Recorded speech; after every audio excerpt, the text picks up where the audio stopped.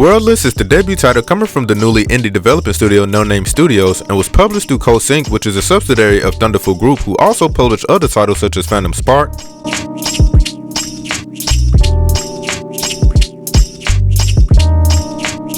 Kingdom 2 Crowns, the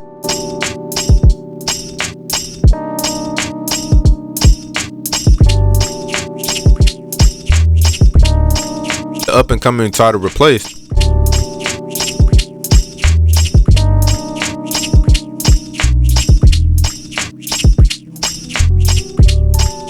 and many others. According to the official website, they also provided a hand in the development of other titles such as Dendara, which we have done a review for.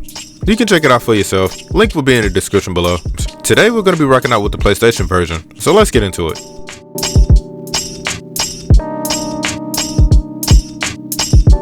So in a galaxy far, far away, oops, this ain't Star Wars, there seems to be a constant battle between two opposing enigmatic forces. How did this eternal conflict begin? For the most part, it isn't mentioned, but it is acknowledged that it just always has been this way for a mighty long time. However, in the midst of this never-ending war, spanning across the galaxy, we are introduced to this one single entity which, due to its color, can easily assume which team is battling for. Serving as the main character of the game, we follow it, and over time as it matures, we discover that unlike other entities of its kind, this one possessed some peculiar attributes never before seen by the denizens of this world, which could change everything.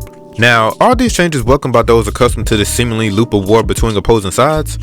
Well, that's yet to be seen.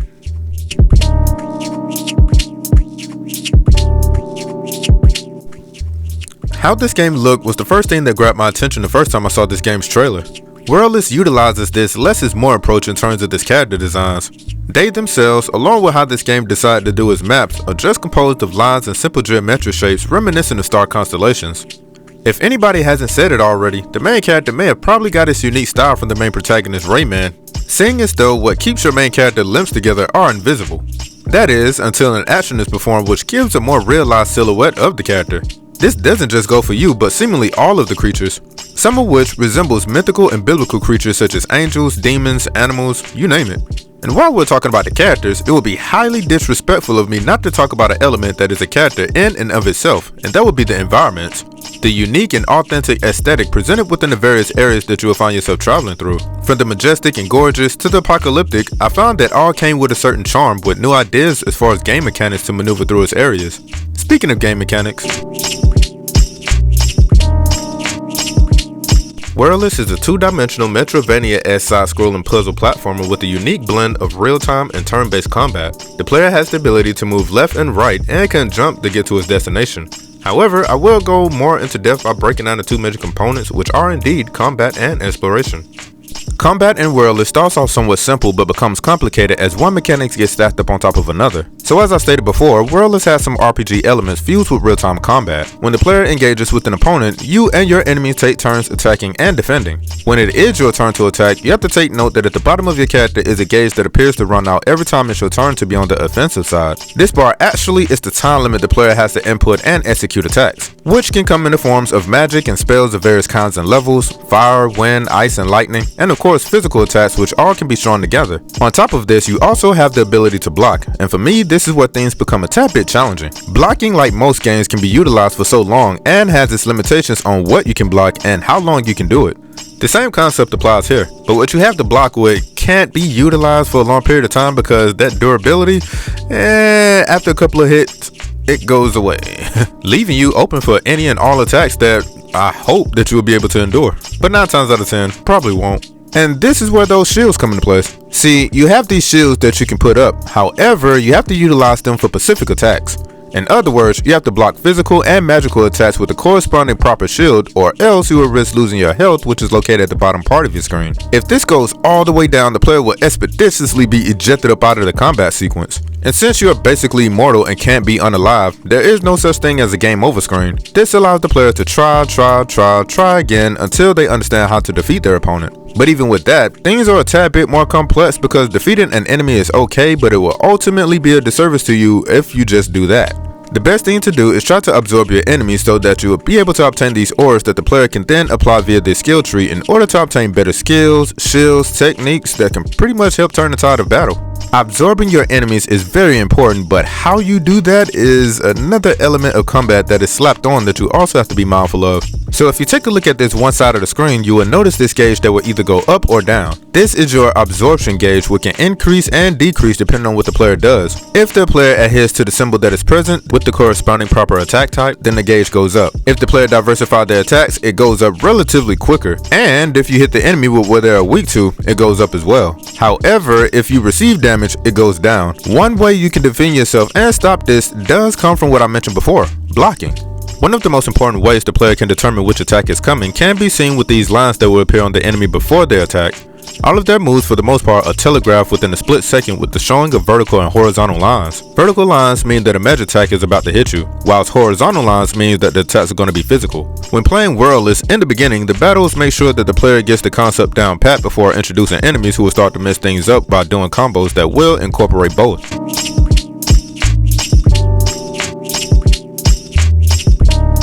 Once I understood this, a lot of the battles began to possess some type of rhythm to it. Now, I've spoken about the different shields and how to differentiate between which one is necessary, but there is something called the perfect block or parry, if you will, that once done will save you from receiving damage and can open up a window of opportunity for the player to take advantage of, given obtain the proper skills to do so. Once the meter gets to a halfway point, you can then begin the absorption, where the player will have to input a button sequence for the absorption to be complete. The more this gauge is filled up, the more buttons will be revealed. One strategy that I used, and I'm sure that other people that have played this game probably use the same strategy as well, and that's essentially filling up the absorption meter halfway and then just button mashing during the input sequence in hopes that you'll get it right eventually. If you, for whatever reason, is able to fill this gauge up completely and initiate the absorption sequence, no button inputs will be required. You'll pretty much just absorb them. As I said before, all of this sounds a tad bit complicated, as if the battle itself is a puzzle, and to be honest, it is. But when it comes down to mastering attacking and also blocking and parrying, it is paramount that you learn how to do this. And I mean practice, because there are going to be some bosses that you come up against and they come in swinging. I literally mean it. They come in swinging. So if you ain't mastered this or don't know how to dodge their attacks or parry, yeah, you're going to see yourself knocked out of the combat sequence very fast. Not to mention, some opponents are themes that can only be absorbed in a particular manner, most of which requires the player to have acquired some type of technique or some type of skill in order to do so, and you will be able to acquire these only through exploration. Now, onto the exploration aspect of Wordless. Although this game sees the player traverse different biomes or zones of this self-contained world, please keep in mind that everything is connected to each other. Literally, you can run to the edge of the map and either end up on the opposite side or in a different section. While I'm talking about the map, reading this thing is what would probably take a second or two to grasp. But as a helpful hint, always remember that the very center of this hub area where all the doors leading to the different areas are located, please keep in mind that these doors go counterclockwise in regards to your current location. Throughout your journeys and other than your battles, you will come across certain things that each area will contain, and I would strongly suggest that you pay attention to.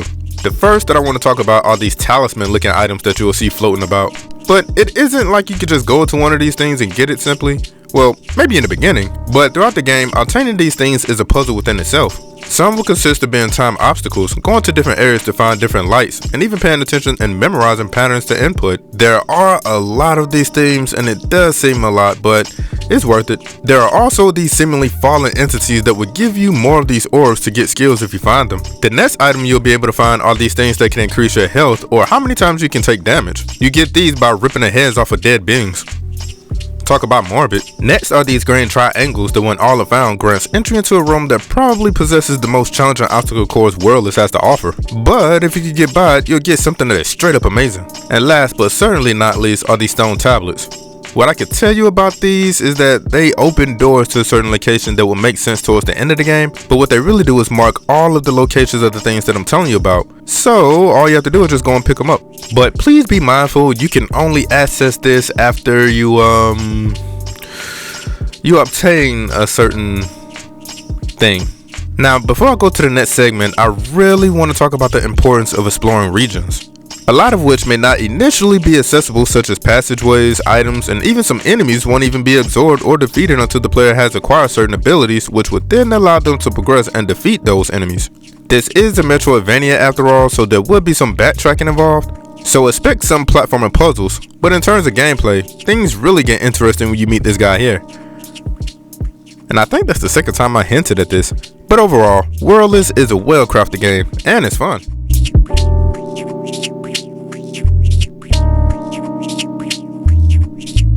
The music for Wordless was done by the Barcelona musicians known as Wordless, who is responsible for delivering us some of the most emotional and captivating music compositions to better help immerse the player into this world. This isn't the first time that we over here at Dyxnt have heard of Wordless, and as a matter of fact, they were also responsible for the previous game's music that we did a review for called Noname. If you like Wordless, we strongly suggest that you go ahead and check out what we had to say about that title. Link will be in the description below.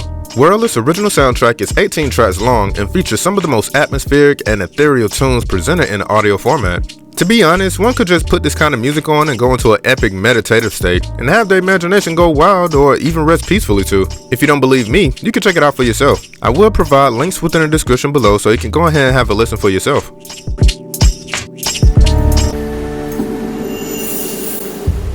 One thing that I can say about Wordless is that its sound design is booming.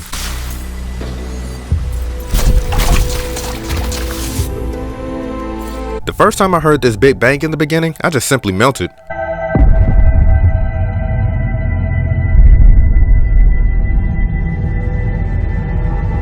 But the majority of the sounds, or at least the most satisfying sounds to me, comes from when you're within active combat. This is where the hits sound hard and the damage can be felt from your ears. Case in point, when you have this lightning spell at level 1, it sounds weak of course. But then when you hit that level 3 though?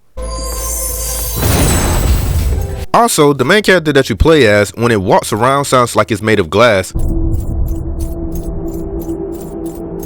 And some of the environmental sounds are nice ASMR.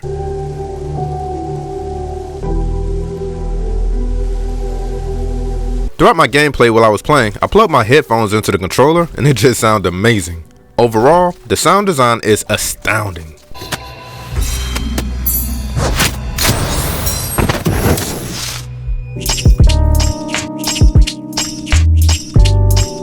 Wordless is a very unique metroidvania that adds something new to the expected stereotypical elements found within its contemporaries. This game doesn't go by levels, but instead relies on the player observing, adapting, and finding which is more effective given the situation and circumstances within its gaming mechanics. The visuals are amazing, and what I like were those surprise animations the player could do when they perform certain actions. One in particular that I couldn't get enough of was seeing this tailored parry move that you can see facing off this one particular enemy. It never gets old. Wordless sound design is booming and of good quality. The music, I mean, come on, look, it's Wordless. Need I say more? Overall, I enjoyed Wordless and what it has to offer. I do, however, have a few criticisms though, and majority of it is in regards to that abstract ending. I really wish there is a Wordless 2 or some type of DLC or something.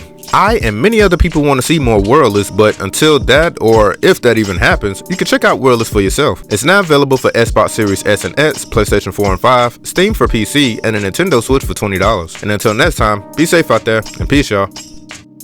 And don't forget to like and subscribe. Hit up that notification bell, and I gotta go.